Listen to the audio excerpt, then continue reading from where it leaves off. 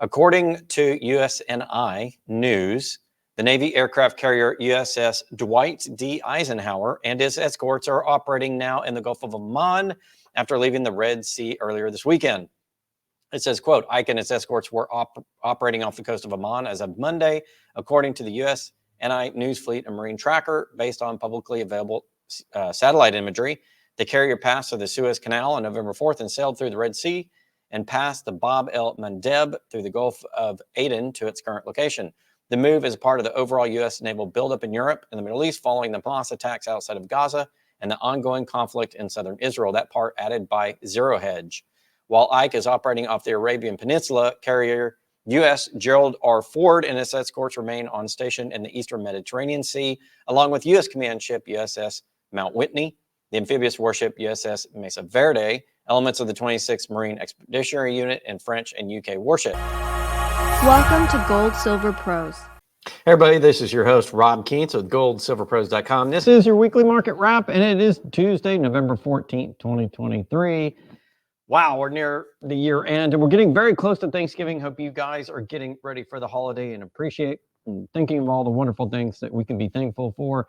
Even though there are tons of problems going on in the world and in the United States, we still have tons to be thankful for, and I hope you guys, are going to have a wonderful holiday season and are thinking of all those great things that we have going on for us in life.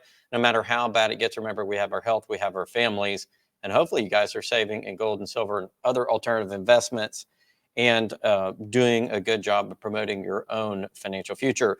We're going to dive right in. We're going to look at the economic data. We're going to take a look at the stories of the week. We are then going to take a look at the gold and silver markets. I'm going to do the American markets. Then we're going to head over to London real quickly and then over to Shanghai real quickly. And then I have a special announcement for prices. We've done a good job of bringing prices down on a select group of products. I'm going to show you how to access those and then some updates on the website and our product coverage for you. Without further ado, let's get into the report. As you can see here on the economic data, the trade deficit has widened this last month to $61.5 billion on expansion of U.S. spending by the consumer and the relative strength of the U.S. dollar. As our currency improves, it actually widens that deficit, making our dollar more effective compared to other currencies' ability to buy more. That is called the quote-unquote strength of the dollar, even though the strength of that dollar is not in real buying terms or in inflation terms. It's just relative to other currencies. Consumer credit usage expands another $9.5 billion. It's the highest it's ever been in human history, and it continues to expand as consumers are stressed and continue to put more on their cards. Consumer sentiment also falls to a 60.4 index rating over worries of higher interest rates and war, according to the report. On consumer prices, cheaper gas led to an even or a no change in prices, 0.0% on the CPI. And excluding food and gas, prices, however, rose 0.2% month over month. The core rate is still above the Fed's target.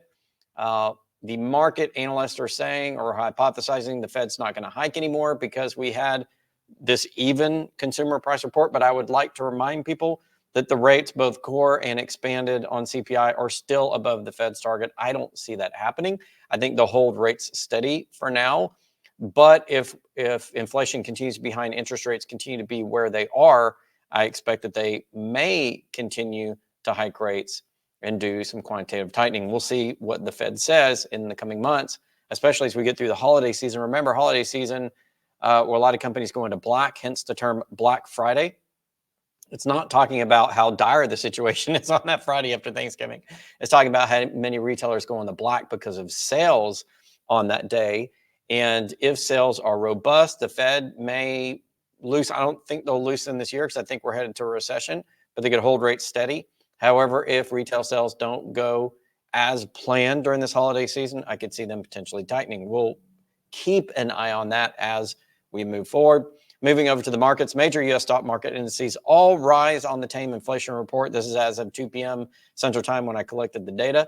The Russell is leading all the U.S. indexes at a gain of 4.7% today, which is great because it had been the one that had been just smashed since the beginning of the year. Now it's still negative on the year, but at least it's got a nice little climb up to get closer back to even on the year. We'll see if the small caps end up that way to end the year. Most world stock indices are also trading up on the day. I find that somewhat interesting considering the strength of the US dollar and the fact that we're still in a really bad economic situation.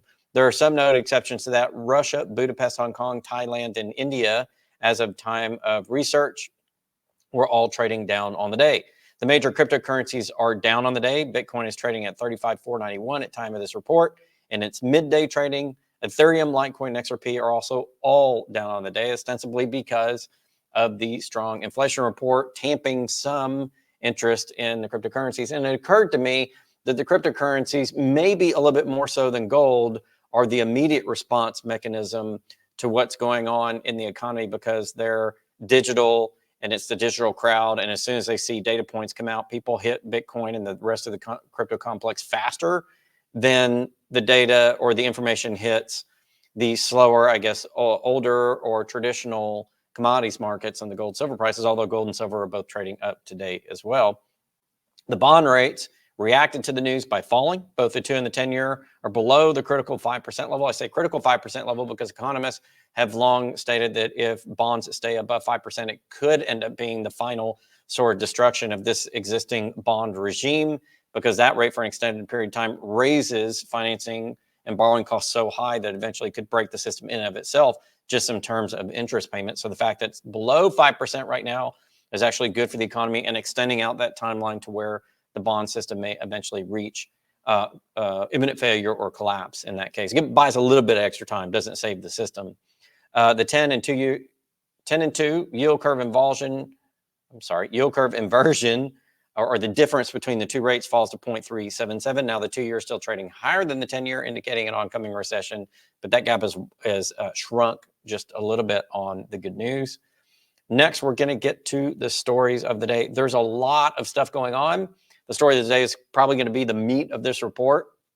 And I also have an extended report on gold and silver, and I also have some announcements for the store. So I expect today's weekly market wrap to be a little bit longer than traditional.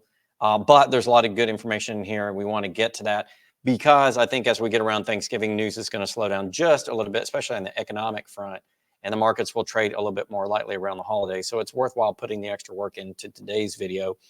According to USNI News, the Navy aircraft carrier USS Dwight D. Eisenhower and his escorts are operating now in the Gulf of Oman after leaving the Red Sea earlier this weekend.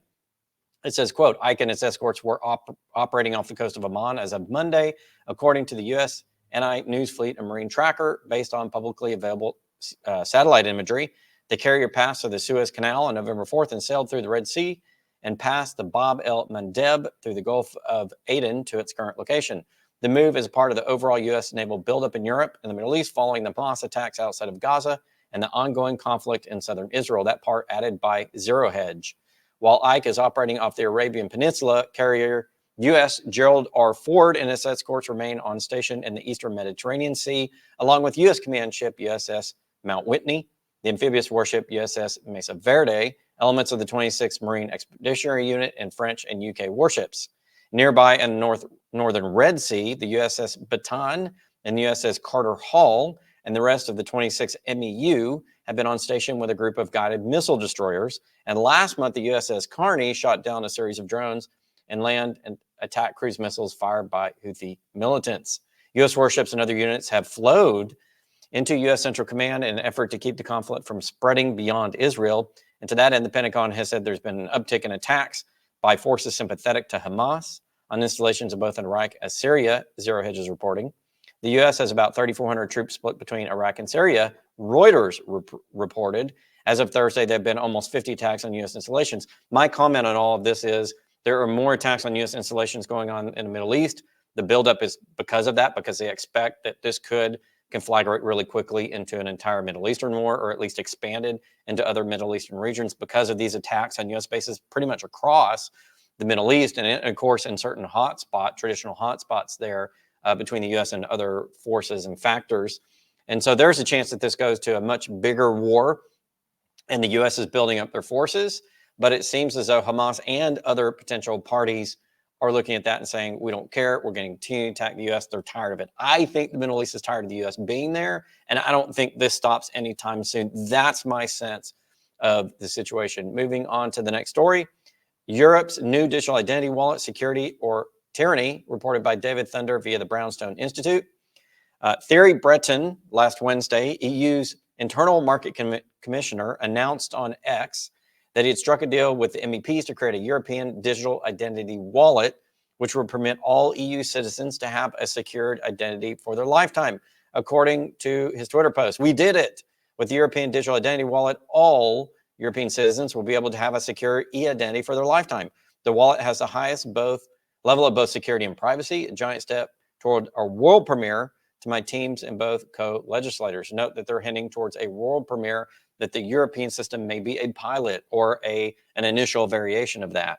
Several people, including Dutch MEP Rob Roos, have raised concerns that a centralized digital ID could put Europeans' privacy and mobility rights in jeopardy.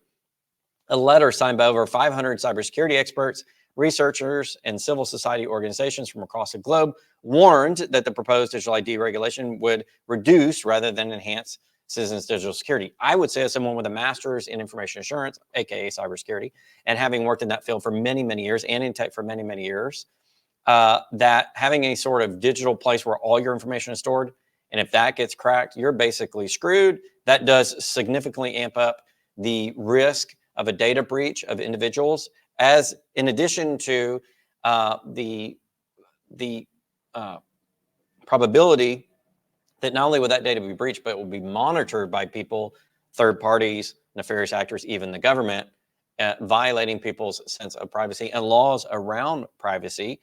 I would have extreme concerns over this because there has not been a computer system developed, at least publicly we know about, that is cyber attack proof. And the more that you spend on cybersecurity, seemingly the more issues that you actually generate, this sort of second order effects. And it is known in cybersecurity realm, or information assurance realm, if you will, that the cost to attack systems is much lower than the cost to secure them. So defenders are always running behind. So despite their best efforts, we've not been able to secure really a single system against attack. Even air-gapped systems that aren't directly connected to the network have people and other inputs into them that could cause them to get compromised in those vulnerabilities as well. And there's no really secure computer system on the planet unless you turn it off and take off the power. That's what we like to say in security. According to the article, one of its leading architects of that system, Internal Market Commissioner Thierry Breton, maintained that the wallet has the highest level of both security and privacy, while EU President Ursula von der Leyen insists that this is a technology where we can control ourselves, what data is used and how. I call BS on that, by the way. So either critics are overplaying civil liberty and privacy concerns, or the technology's defenders are downplaying them. We don't know which, but I'm pretty sure I know which based upon my experience. On to the next story.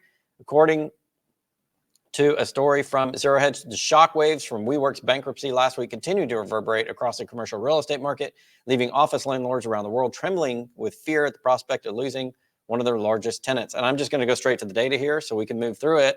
The global office space vacancies are at a record high, according to a graphic by Statista.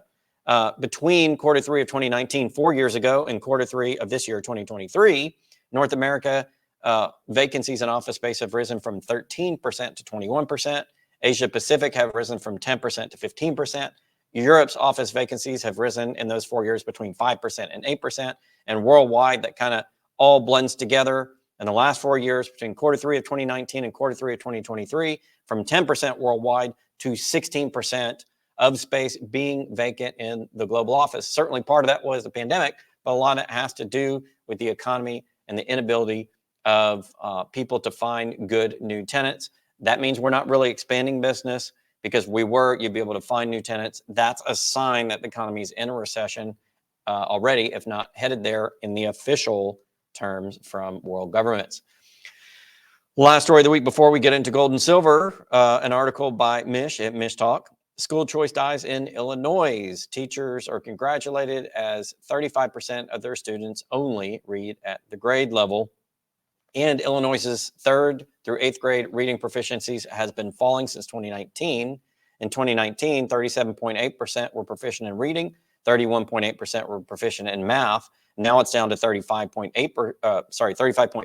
in 2023 are proficient at reading, and only 27% proficient at math, and it has been falling like this the entire time. On November 1st, the Illinois Policy Institute, according to the article, discussed the last stand for school choice in Illinois, and I quote, Illinois school children did a little better this past school year, but they're still behind where they were before the pandemic hit and put them out of their classrooms for large blocks of time. Scores for public schools were just released and showed only 35% of students in grade 3 through 8 could read at grade level in 2023, according to the Illinois report card, ISBE.net. Only 27% of students met proficiency in math at their grade level. That is 3 percentage points lower in reading and 5 percentage points lower in math than before the pandemic. High school juniors taking the SAT posted similar proficiency.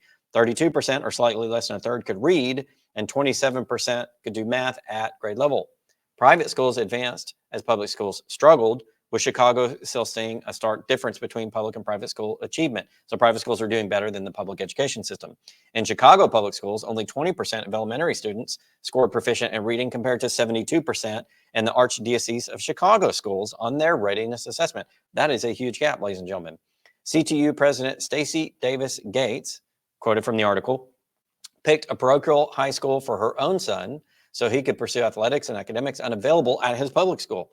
Illinois Education Association Chief Lobbyist Sean Denny failed to shackle private schools with the same statewide pandemic mandates. Public schools followed, yet sends his children to parochial school in Springfield. So the public servants are sending them to private schools while forcing this horrible standard upon the public who cannot afford.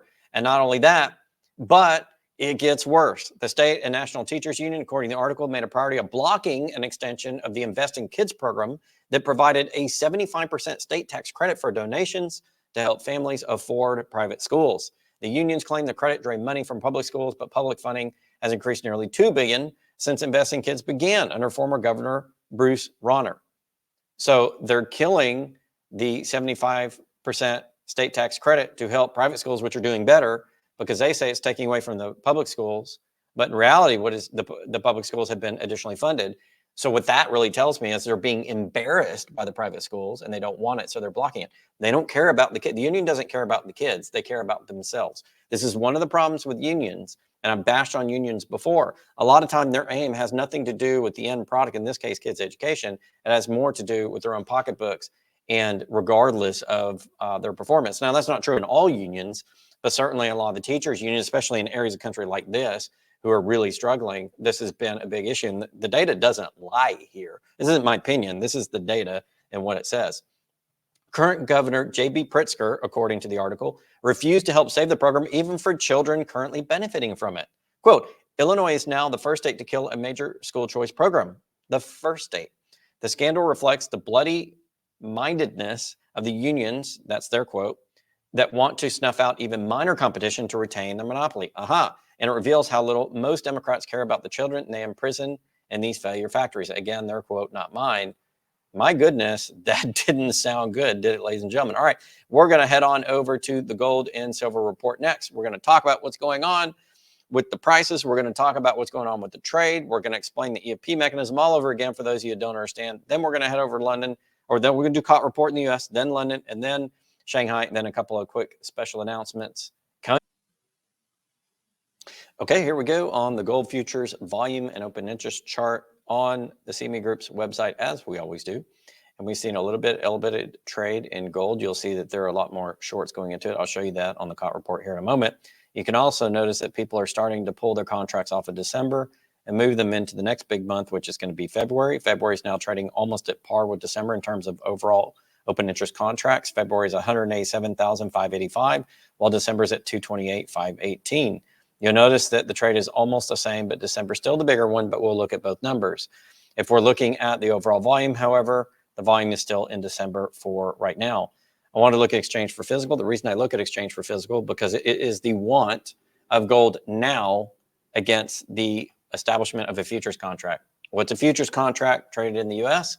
It's us saying at some point in the future, because look, we're not in December yet, we're not in February, but that's where the contracts are. At some point in the future, the price is going up, price is going down. It's a speculative gamble for the most part. There are legitimate hedges for people that buy and sell the gold for industry, but most of this is speculative trading. It's just People throwing around prices either to affect the market or make money from the market or do both at the same time. A lot of this has to do with financial houses. A lot of this has to do with banks. I explain this pretty much every time we do the report, and we'll continue to do that.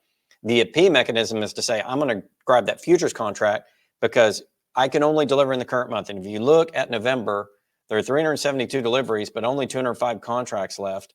But if you look at December, that's where a lot of the trade is, and in February. So you can't use those contracts to pull forward physical delivery in the U.S. markets. You got to go to another market. So the EFP, or Exchange for Physical, EFP, over to London or the UK market.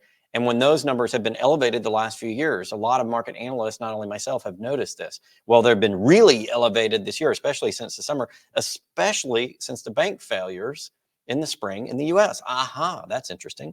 So we look at the EFP number here. I'm going to highlight it right down smack dab in the middle of the screen. We're at 2389.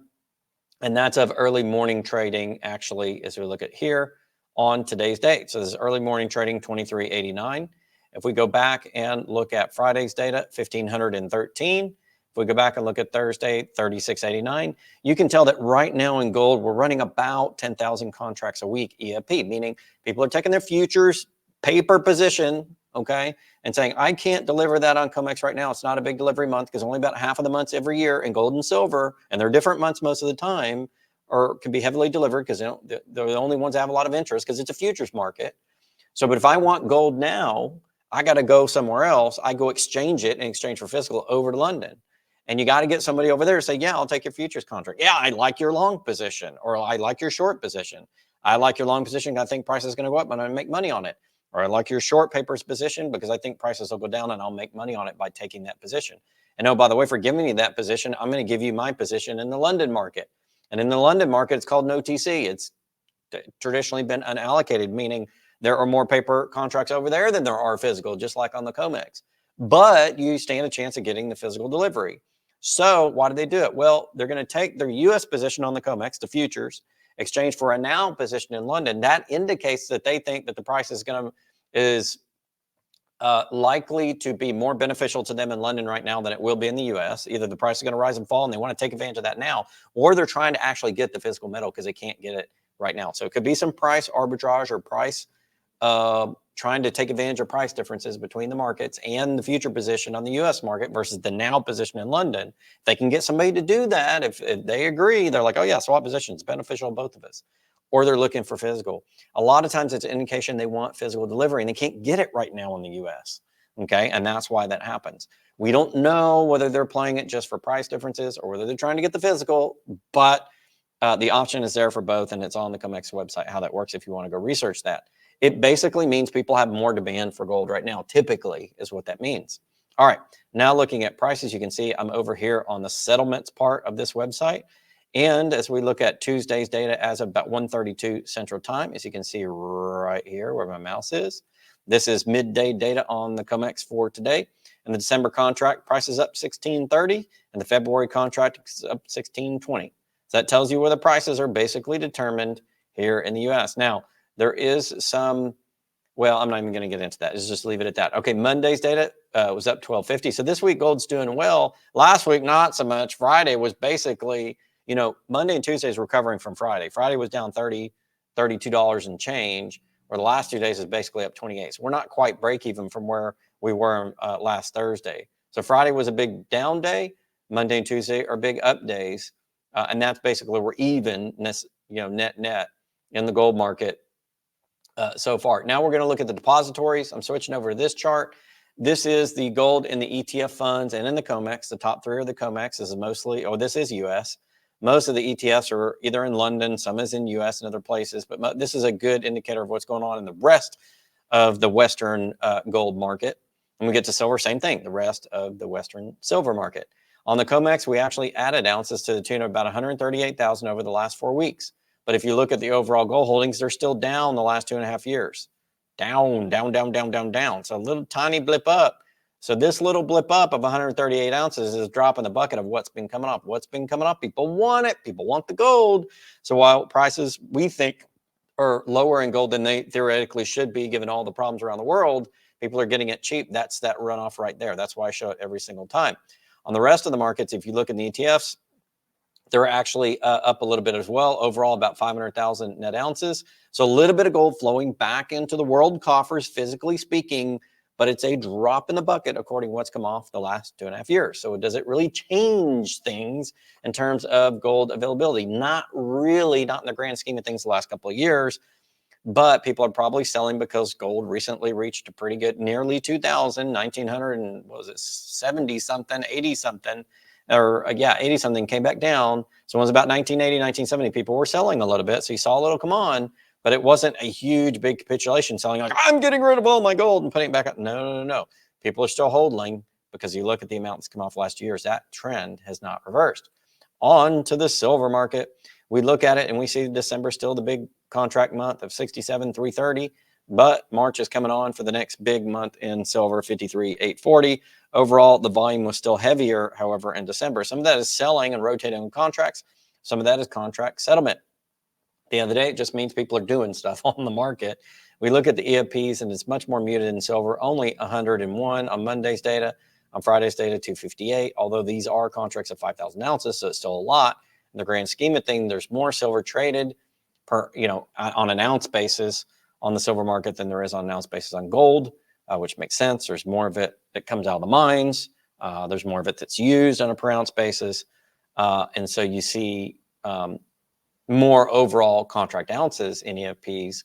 But these EFPs aren't astounding according to what we've seen before. So people are trying to get access to physical silver. They do exchange some contracts over in London, but they're doing a lot of their physical delivery here in the U.S. on the U.S. market and doing it in other ways. Maybe they're getting it delivered straight from the mines or in other places. We know there's a supply deficit the last 4 years running. Looking at prices are up today about 77.4 cents. On Monday, they were up about 75 cents. And just reading this column right here, change. On Friday, they were down. So again, silver prices have risen and they recovered more than gold in terms of what happened on Friday. Friday, they got slaughtered. Monday and Tuesday this week, they went up even more. So silver's done a little bit better than gold in terms of its rebound, in other words. Looking at worldwide inventory, same chart from gold charts, the rest that we saw in gold, we're going to see in silver. But the difference in the amount of gold and silver coming off the exchange is protracted. Or in other words, more silver is coming off. Gold had, in the last 4 weeks, a little bit added to world inventories. Silver's had a gigantic bleed off. It's just been blood everywhere in the silver market in terms of physical. People are getting it any which way they can, to the tune of a net of 6 million ounces the last month coming off of COMEX in the US. And overall, an additional 8 million ounces to make 14 million total coming off of all these ETFs, most of them in the UK, some here, some around the world, but most of them in the UK. And the iShares SLV being the biggest bleeder at over 2 million ounces. But look at this one, the iShares SVR SSLN, also 2.1 million ounces coming off, in addition to the 6 million ounces on the American market. And if you look at the bleed off of silver in the last 2.5 years, same time frame as gold, it's been even more protracted. Now, there were more overall silver ounces available, so as a percentage, not quite as dire in silver, but it's coming off hard because the world can't produce enough in the mines. All right, I know we're getting to the most favorite part of this for you guys. It is this ridiculous looking chart, the CFTC's COT report, the commitment of traders. It's this ugly looking table. We're going to highlight silver here for you. We're going to go over this to explain what the movement is, who's doing what. So we get big categories of traders. You've got producer merchants, which are the legitimate hedgers. They're the ones that say, I'm going to use it. I'm going to produce it, a producer. I'm going to use it, Samsung, a merchant, if you will, Apple, those types. So it's the miners and the users, the miners and the users. They take positions to protect their price because by the time they need it and they get it, their prices could change. Or by the time they're going to survey it in the ground and pull it out and give it to the market, the prices could change. So they use this as hedging to reduce the price risk. Because if they make money going the opposite way that they want the price to go on the exchange, then it offsets their losses, if that makes any sense, depending on which way they're going, up or down. So we don't pay too much attention to that because their movements are pretty muted. 672 silver positions long, 146 added short. Net, they're going long a little bit, expecting price to rise overall. I don't disagree with that there. The swap dealers, the bullion banks, we'll also call these swamp dealers, subtracted some of their shorts and added a bunch of longs. So they're getting close to net even again in silver. Now they do this. It's called, I call it wash trading. It's basically called, or flipping the bid or flipping the script. What they do is they're going to short it. And then as the price down, they're going to go up and go long, and they make money on that trade. They make, a few pennies or a buck or something on the contracts. They make a lot of money that way. It's how the bullion banks always make money. They're always ahead of the game. They always lead the price action. That's how they make money on the paper position. The managed money did the opposite. They dropped longs and went short. They're probably going to lose a little bit on the exchange, and that's where that went.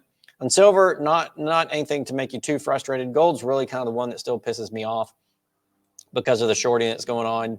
And again, it's by the swamp dealers or the bullion banks, if you will.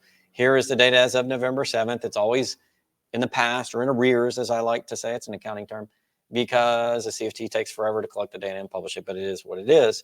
But if we look up through November 7th, this explains a lot of why the price came down last week, because the impetus there was for the bullion banks to short. That's 5,306 contracts they shorted. Now, that wasn't as egregious as the previous 2 weeks. The previous 2 weeks, they were just monkey hammering gold. Now it's just a modest hammering because I also added some longs. So net's about 2,600 contract difference to the short, which is not nearly as bad as it has been the last 2 weeks. So that tells me they may be about ready to flip their position and go a little bit more long than short. This is what happens as the rate of shorting slows. They go long for a couple of weeks and then they go back to short. And it's those movements that where they make their money, because they catch everybody else off guard because they're the ones who are moving the market. How do I know that?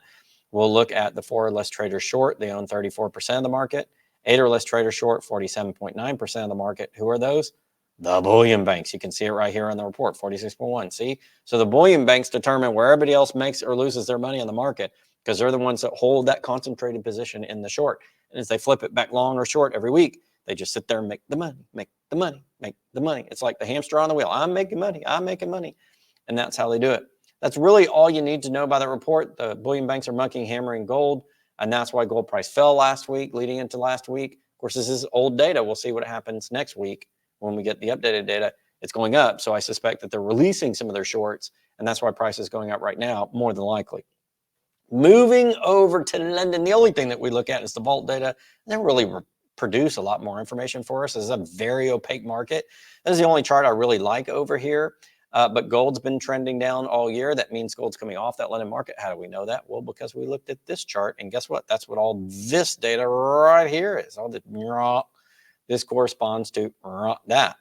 And then on silver, same thing. Silver, this data right here that's red corresponds to this data here. Whoop, going down. So silver inventory is going back down again. Just a little confirmation for you there, straight from the LBMA's website.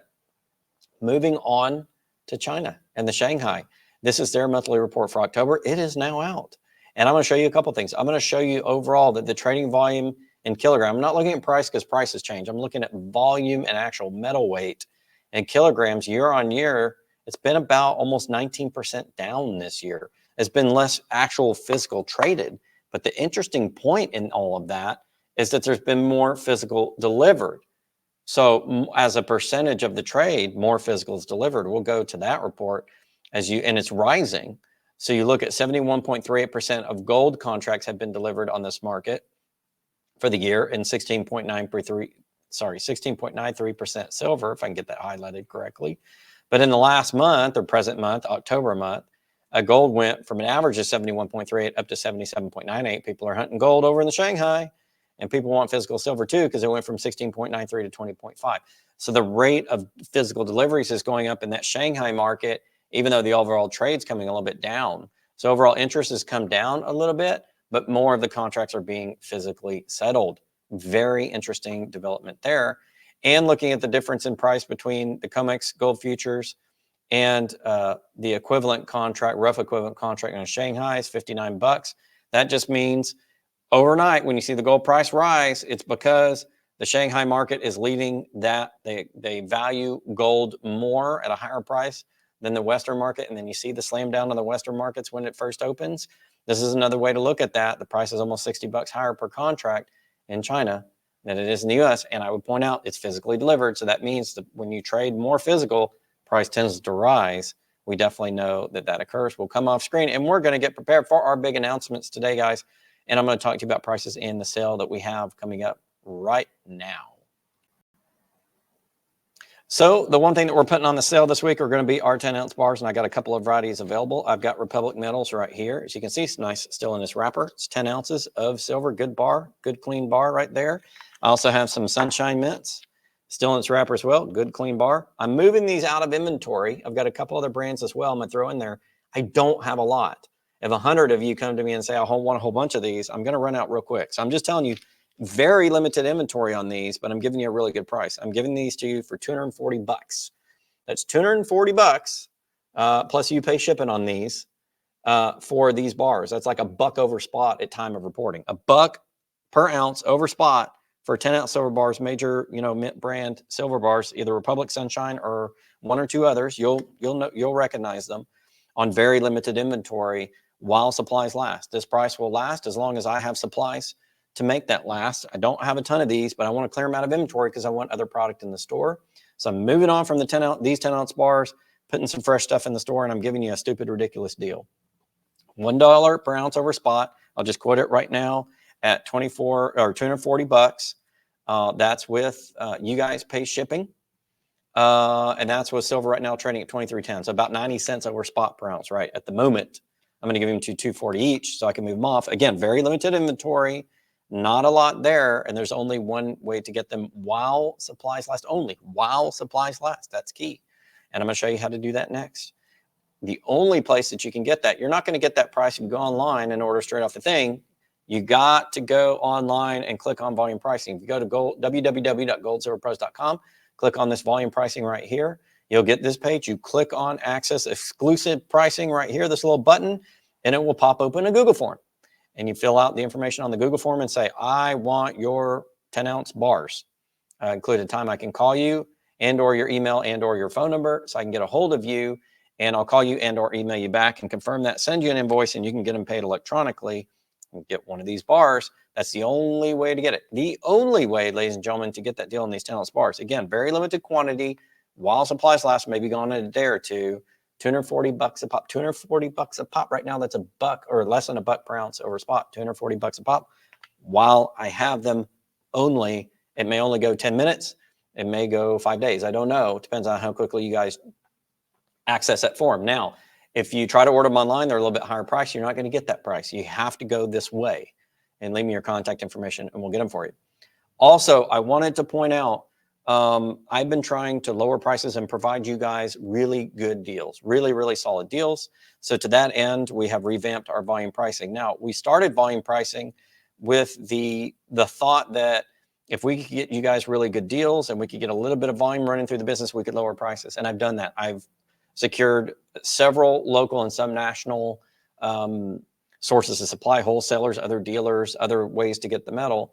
And I've developed a way that you can get that metal and a lot better pricing. That pricing now is on exclusive volume pricing. And the way you get pricing on all these prices I'm about to show you is also by clicking on access exclusive pricing. So both on the bar, limited time, limited amount, quantity special I have running right now as of this video, you go here and fill that out to get those bars. That's how you also order these things. You cannot do this electronically. I just put a table out of what I got in prices. And you cannot order this online this way. You must go to that exclusive volume pricing form. There's some terms and conditions outlined here that must be followed and fulfilled to get these prices. Read through that at your time. But I have a bunch of gold products and some silver products we're offering. Now, these prices are current as of right now. Now, that's subject to availability. If everybody runs out or the prices move very sharply, we'll quote you. And that's locked in at the time that we agree to the trade. I send you the invoice and that gets funded. And there are terms and conditions to read up on that. It's www.goldsilverpros.com/terms-and-conditions. That's always available on the website. You can get there by going to more and terms and conditions, or going down to the bottom and clicking here under the highlighted terms and conditions. Same terms apply to this trade. You get free shipping if you do the bulk order. That's at least 1,000 ounces worth of silver or 2 ounces of gold. That's minimum order on this. And again, you have to fill out the form here by clicking on that access that button. You got another one at the bottom here, access exclusive pricing here. Now, look at the prices right now. They're really good prices. I've compared this to all the major or most of the major online retailers. I beat them for the most part. Now, we're offering you dual tier pricing. We offer this the same way, to be, compliant with what we need to be. We've got our bank wire ACH prices or check if you want to send me a check. But if you send me a check, on this exclusive volume pricing, the prices may move if the check takes 2 weeks to get here. It's just the way it works. So bank wire and ACH or credit card prices. We've got two prices, dual tier pricing on this. And these are the products that we have. We think this is really good pricing. Now, by the time you watch a video, these may move. I change these, throughout the day of major price movements because, all pricing is dependent upon spot. So we'll try to hold these as long as we can. The prices may change. Read this disclaimer here, but we think we have good prices. We have American Gold Eagles, American Gold Buffaloes, Canadian Gold Maples, Austrian Gold 𝘎𝑚onics, South African Gold Krugerrands, Britannia Gold 1 ounce, Valcambi Gold Bar 1 ounce. We have 4 Kinesis products, 1 gram, 5 gram, 10 gram, and 1 ounce. And on the silver side, American Silver Eagle 1 ounce, Canadian Silver Maple 1 ounce, Britannia Silver 1 ounce, RCM Silver Bar 10 ounce, and Asahi Silver Bar 10 ounce at those prices. Go look at the website. The prices, they're updated usually in the morning at least, and then throughout the day. But again, we have to lock it in. There's a lock-in procedure described here to get the prices and agree upon those prices. But these prices are highly competitive. Now, I'm a little bit of a small fry in the business, and for me to give you those prices, compared with all the big giants in the business, one, I had to go scour the internet and get those prices for you. But two, you have to tell me what you want, how much you want, order, and a little bit of bulk to get those prices, and we'll get that invoice out to you. Once we got it locked in, the invoice out to you, and you've sent your payment, we'll go ahead and get that inventory out to you. But those prices are highly competitive. Now, if you look at the rest of the prices on the website, the normal everyday prices, you can order online just by going online and clicking a bunch of buttons and adding them to your cart. They're a little bit higher because it's a non-volume, and you can order just, $100 minimum gets you, those products on the website at our normal prices. If you order a little bit of volume and you pay attention to that, you can get a much better deal. And by ordering a little bit of volume, you allow me to put volume through the business. That allows me to cover my costs. I can pass those cost savings on to you. And I think I'm extremely competitive on those prices right now.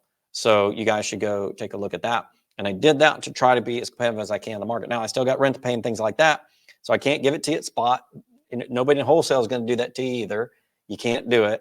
But we've got, across a wide range of products and very, very competitive prices, we think, with a lot of the big guys. And that's kind of put us on their tier. So if you want to support the program for all the free research I do for you, and you feel that those prices are good, and you're investing in gold and silver anyway, and that, did your research and you feel like that's the right thing to do, please give us a shot over at www.goldsilverpros.